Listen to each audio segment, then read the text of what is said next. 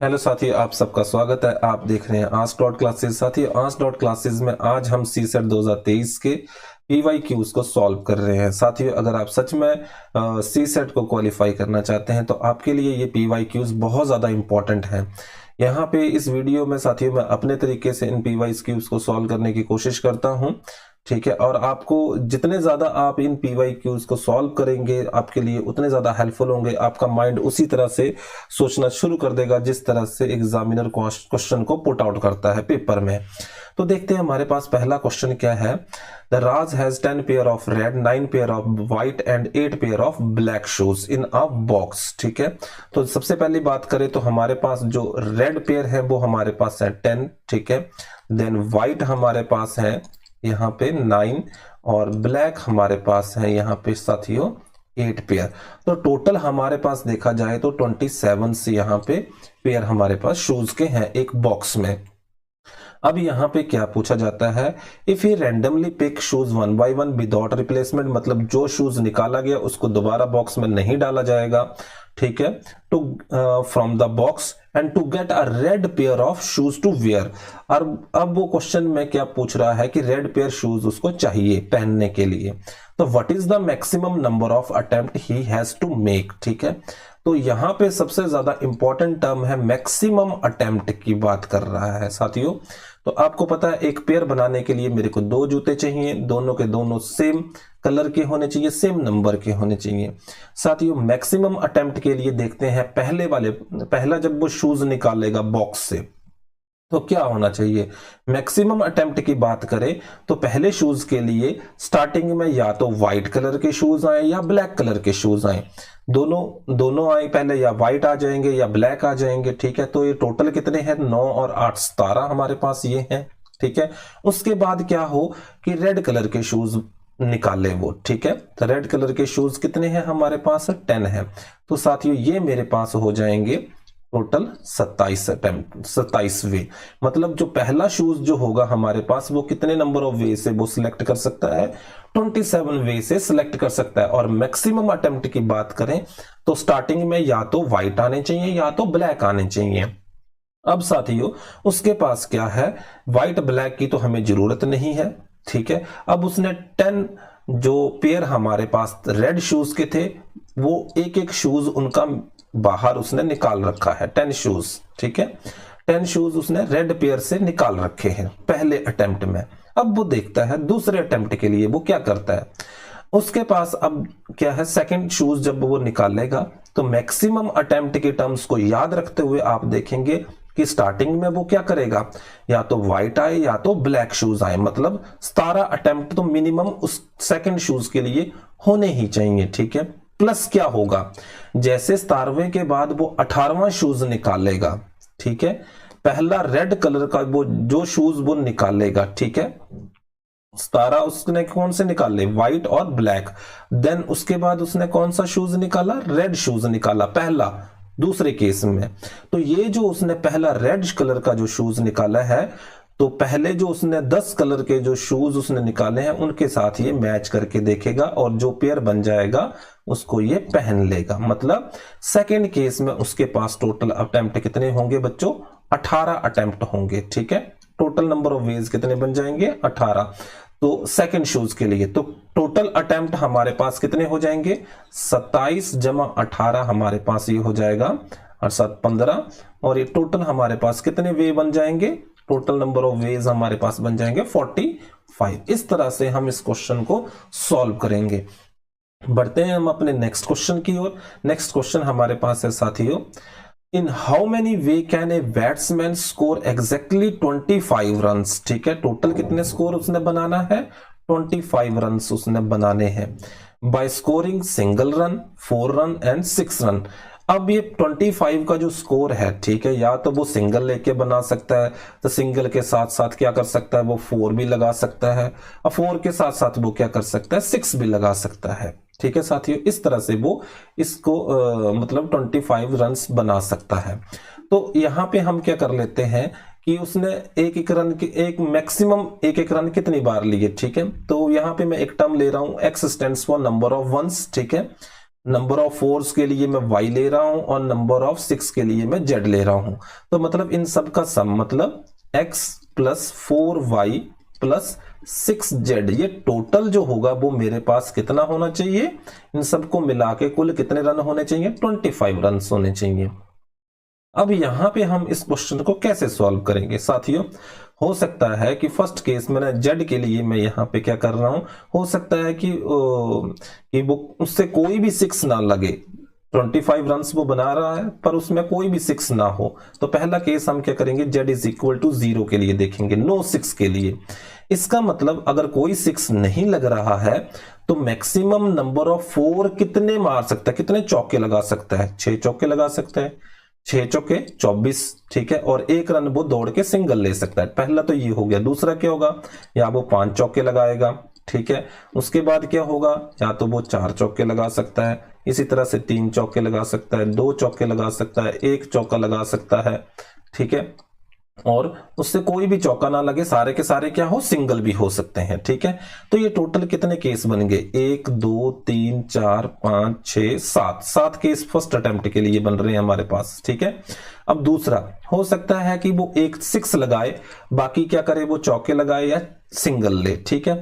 तो अगर वो एक 6 लगाता है तो टोटल मेरे पास कितने रन है, 25 रन है। 25 में से 6 घटा देंगे एक, तो हमारे पास कितना बच जाएगा, 19 रन।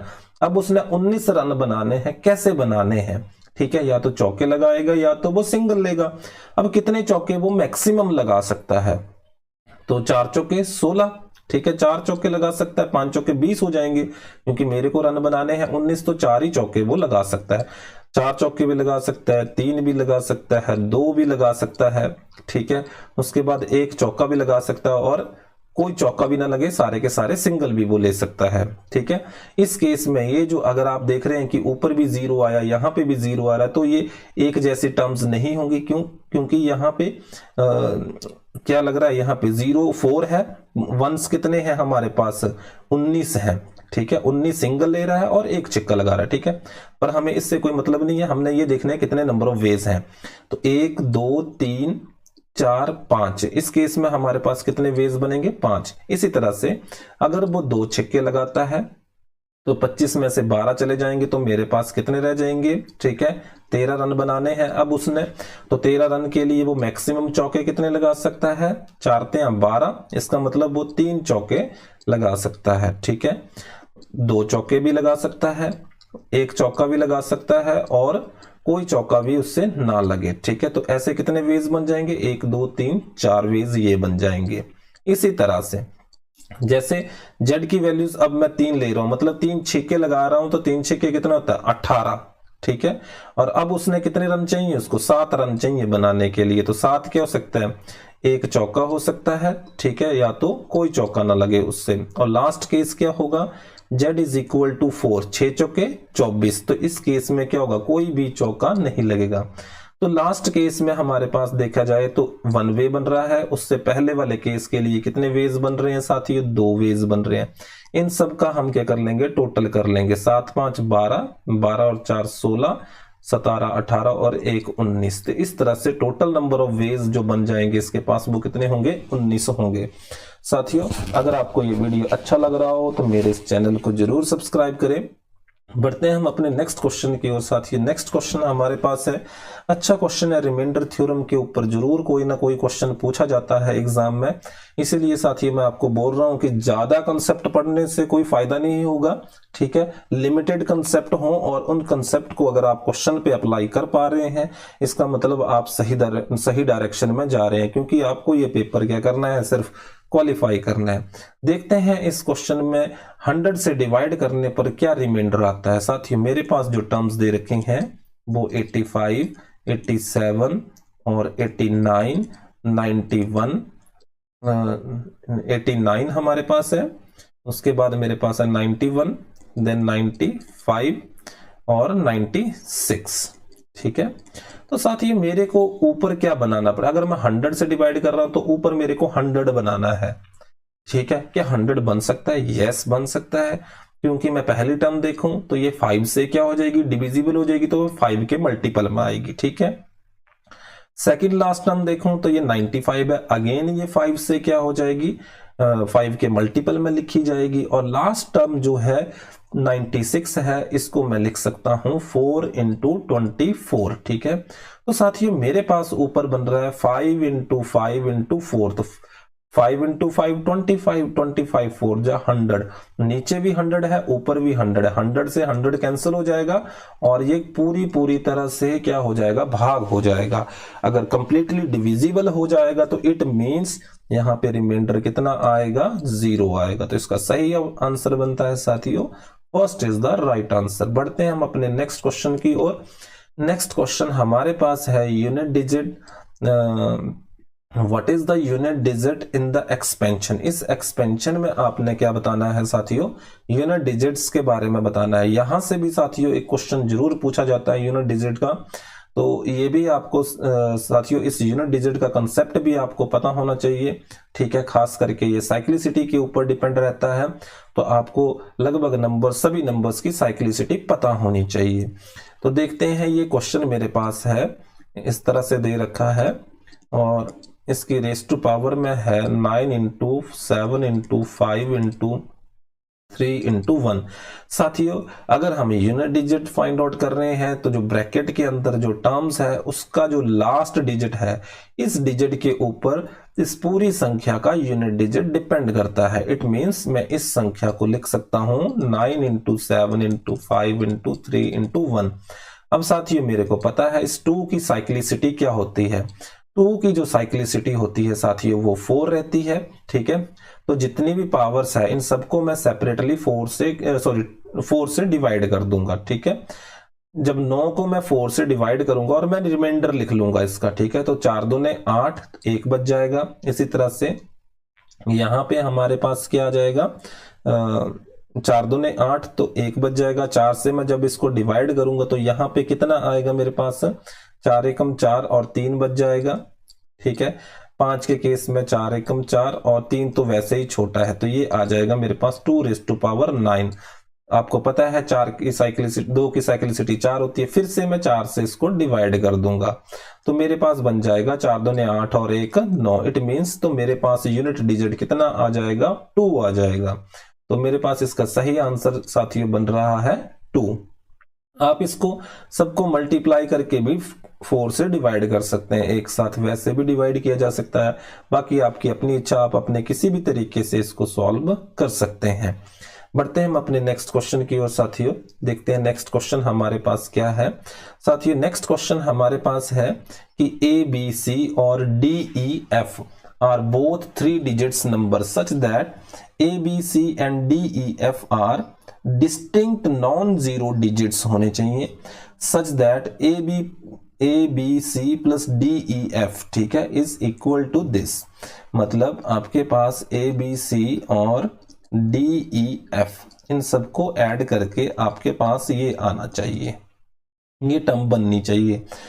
तो आपको पता है कि ABC एंड DEF क्या है, 3 डिजिट्स नंबर है, ठीक है। और ये डिस्टिंक्ट नंबर्स आपने लेने हैं, ऐसे नहीं कि कोई नंबर रिपीट हो रहा हो। तो साथियों जैसे मैं एक नंबर ले लेता हूं यहाँ पे, जैसे मैं मान लेता हूं कि C की जगह मैं 8 लिखूं और F की जगह पे मैं 3 लिखूं, तो 8 और 3 कितने हो जाते हैं, 11, एक कैरी कर जाएगा, ठीक है।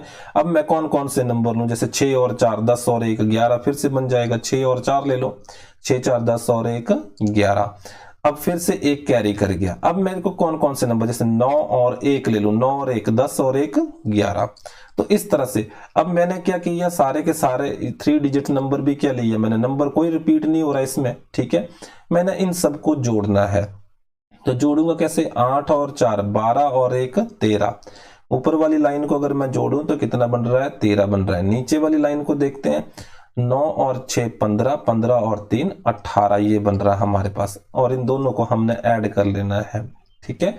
8 3 11 और ये हमारे पास 2 और 1 3। तो साथियों A plus B plus C plus D plus E plus F का जो सम बन रहा है साथियों वो बन रहा है D, दैट इज 31। इस तरह से हम इस क्वेश्चन को करेंगे। साथ ही नेक्स्ट क्वेश्चन हमारे पास है question number 10, D is a 3-digit number such that the ratio of the number to the sum of the digits is least, ठीक है, D divided by sum of digits, ठीक है, digits क्या होना चाहिए, ratio हमारे पास क्या होनी चाहिए साथियों, लीस्ट होनी चाहिए। तो लीस्ट कब होगी साथियों, जब डिनोमिनेटर वाली टर्म्स क्या होनी चाहिए, मैक्सिमम होनी चाहिए। अब देखते हैं साथियों इस क्वेश्चन को हम कैसे बनाते हैं। अच्छा क्वेश्चन है और आपको ये जरूर देखना चाहिए, एग्जामिनर किस तरह से क्वेश्चन को पुट आउट करता है आप देख ही सकते हैं। तो यहाँ से मैं सबसे पहले 3 डिजिट नंबर जो स्टार्ट होते हैं 100 से स्टार्ट होते हैं, तो मैं इनको देख रहा हूँ, जैसे 109 को देख रहा हूँ, ठीक है, 100 से लेके 109 तक देख रहे हैं। उसके बाद 109 तक आगे देखो तो 110 आएगा हमारे पास। तो denominator sum of the digits क्या होना चाहिए, मैक्सिमम होना चाहिए। तो यहाँ पे सम कितना आएगा डिजिट्स का, 100 के केस में 1 आएगा, ठीक है, तो ये तो लीस्ट नहीं होगा। यहाँ पे मैक्सिमम सम कितना होगा, 10 होगा। यहाँ पे मैक्सिमम सम कितना होगा, 2 होगा। तो इट मींस ये वाला केस जो है हमें यहाँ पे सेटिस्फाई करेगा। साथ ही अगर मैं 200 वाली टर्म्स को देख लेता हूँ, 200 से लेके 209 के केस में देख लेता हूँ साथियों, इस केस में हमारे पास क्या होगा, 209 को जब मैं डिवाइड करूंगा सम ऑफ द डिजिट्स से, तो सम ऑफ डिजिट्स 11 बनेगा, तो ये लगभग बन जाएगा 19, रेशियो कितनी आएगी 19। जबकि 109 के केस में देखूं तो यही रेशियो मेरे पास आएगी 109 डिवाइडेड बाय 10, दैट इज 10.9 आएगी। तो लीस्ट रेशियो ये हमारे पास बनेगी। जैसे जैसे हम 200 के केस में चले जाएंगे, 300 में चले जाएंगे, 400 में चले जाएंगे, तो रेशियो क्या होती जाएगी, बड़ी होती जाएगी। जबकि मेरे को क्या करनी है, रेशियो देखनी है लीस्ट। तो लीस्ट रेशियो सिर्फ 100 वाले केस में ही रहेगी। और 100 वाले केस में कौन कौन से आ जाएंगे, जैसे 109 हो गया, 119 हो गया, ठीक है, 129 हो गया, और उसके बाद 139 हो गया और 199। इन सब केसेस में हमारे पास रेशियो क्या रहेगी, लीस्ट रहेगी। तो साथ ही क्वेश्चन में हमने क्या फाइंड आउट करना है, what is the difference between the digits at the 100 place and the digits at the unit place. तो 100 प्लेस पे डिजिट कितना है, 1 है, और यूनिट प्लेस पे डिजिट कितना है, 9 है। इनका डिफरेंस करना है आपने, और डिफरेंस कितना आ रहा है इन सब केसेस में। इन सब केसेस में हमारे पास जो डिफरेंस आएगा वो आ जाएगा 8, ठीक है, 9 - 1 दैट इज 8। तो इसका सही ऑप्शन हमारे पास बन जाएगा, सी इज द राइट आंसर। बढ़ते हैं नेक्स्ट हम अगले क्वेश्चन की ओर। साथियों नेक्स्ट क्वेश्चन हमारे पास दे रखा है, there are 5 positive integers p, q, r, s, t are even, 2 of them are odd and not necessarily in order। ये जो p, q, r, s हमारे पास है, p, q, r और s और t, ये जरूरी नहीं है कि ऑर्डर में ही लेने हैं। तो इसका मतलब 3 जो है 5 में से वो इवन है, तो मैं क्या करूंगा, p, q, r, s को मैं इवन ले लेता हूँ। p मैं यहाँ पे 2 कंसीडर कर रहा हूँ, q 4 और r जो है 6, बाकी जो बच गई मैं और ले रहा हूँ, जैसे 3 और 5, ठीक है। अब ये स्टेटमेंट हम देख लेते हैं कि p + q + r - s - t are definitely even होना चाहिए। देखते हैं, तीनों को ऐड कर दो, 6 4 10 और 2 12। फर्स्ट स्टेटमेंट के लिए 12 में से 8 घटा दो, हमारे पास 4, तो इवन है, पहला तो सही है हमारे पास। सेकंड स्टेटमेंट देख लेते हैं, 2p का मतलब होता है 4 + 4 और +12, ठीक है, r को 2 से मल्टीप्लाई करना है, -2s का मतलब माइनस के 6 करने हैं, प्लस के 5 आपने ऐड करने हैं। 12 4 16 4 20 और 5 25, 25 में से 6 जाएंगे तो 19। तो ये भी डेफिनेटली क्या आ रहा है हमारे पास, ऑड आ रहा है। तो साथियों इसके लिए हमारे पास सही ऑप्शन बन जाता है, that is C is the right answer. साथियों इस तरह से अगर आप क्वेश्चंस को समझ के करेंगे तो डेफिनेटली आपको भी हेल्प मिलेगी। बढ़ते हैं नेक्स्ट क्वेश्चन की ओर। नेक्स्ट क्वेश्चन हमारे पास है साथियों 15 हमारे पास है यहाँ पे, consider the following in respect of prime numbers p and composite number c। तो साथियों आपको पता है कि प्राइम नंबर की श्रेणी में कौन कौन से नंबर आते हैं। साथियों प्राइम नंबर हमारे पास जैसे 2 हो गया, 3 हो गया, 5 हो गया, 7 हो गया, 11 हो गया, 13 हो गया, 17 और 19, इस तरह से चलते रहते हैं 23। कंपोजिट नंबर 4 आ गया हमारे पास, 6 आ गया, उसके बाद 8 9 10 12, उसके बाद 14 15, इस तरह से हमारे पास चलते रहते हैं। तो इन स्टेटमेंट को चेक करना आपने, p + c / p - c can be even. ये वर्ड आपने ध्यान रखना है, कैन बी इवन, क्या इवन हो सकता है, ये देखना है आपने। तो इसके लिए साथियों मैं क्या कर रहा हूँ, नंबर ले रहा हूँ, एक 17 ले रहा हूँ p में से, और c में से नंबर ले रहा हूँ 15। तो फर्स्ट वाला केस में देख लेता हूँ, 17 + 15 डिवाइडेड बाय 17 - 15। 7 5 12 और 3 32 हो जाएगा ये, ठीक है। और यहाँ से 2 ये 16 आ जाएगा। Yes, it can be even भी हो सकता है, ठीक है। दूसरा हमारे पास है 2p, 2 इंटू पी मेरे पास है 17 और प्लस 15 मैंने ऐड करना है, 17 34, 34 में 15 मैंने ऐड कर देने हैं, तो ये 9 और 49 आ जाएगा। तो इट कैन बी ऑड, ये ऑड भी हो सकता है। और थर्ड केस में मैंने साथियों क्या करना है, 17 इंटू 15 इन दोनों को मल्टीप्लाई करना है। तो आपने ऑड देखना है कि ऑड होगा। जैसे मैं 5 को 7 से मल्टीप्लाई करूंगा, 7 5 35 यूनिट प्लेस पे कितना आएगा, 5 आएगा, तो ये ऑड भी हो सकता है। तो साथियों इसका सही ऑप्शन हमारे पास बनता है, that is D is the right answer. तो इस तरह से साथियों हम इन क्वेश्चंस को करेंगे। अगर आपको ये मेरा वीडियो अच्छा लगा हो तो मेरे इस चैनल को जरूर सब्सक्राइब करें। Thank you very much.